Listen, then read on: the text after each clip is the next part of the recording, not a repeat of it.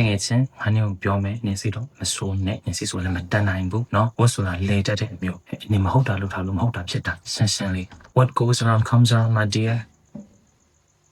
The Criterion Academy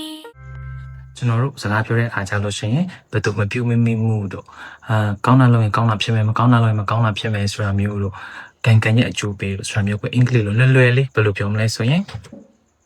What goes around comes around ဒီ what goes around comes around ကိုတိုက်ရိုက်ကြည့်ပါတာပြင်မယ်ဆိုလို့ရှိရင်တော့ပတ်သွားတဲ့ဟာကပတ်ပြီးတော့ပြန်လာမယ်ပေါ့ဆိုလိုတာဒါဝတ်လေတာပဲလीเนาะဒီဝတ်လေတယ်ဆိုတာကိုနောက်တစ်မျိုးဘယ်လိုပြောလို့ရသေးတယ်လဲဆိုရင် it's karma ဒီလိုပြောလို့ရသေးတယ် karma ဆိုတာက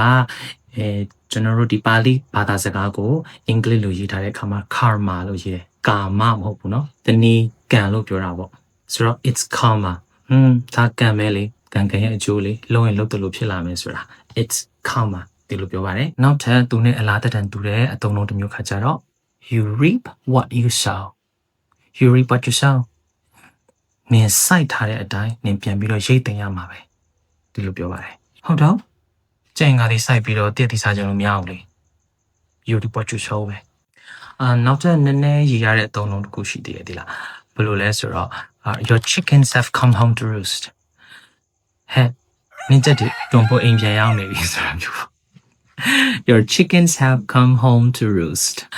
ဥပမာပေါ့နော်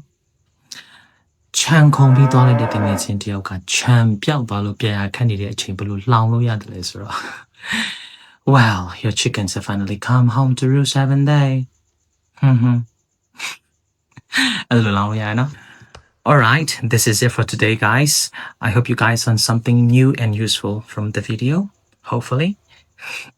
Like and comment down below, or you can mention a friend to share this video with, or deliver that message. Follow us if you wish to see more content like this, and I will see you in the next video. Bye! The Criterion Academy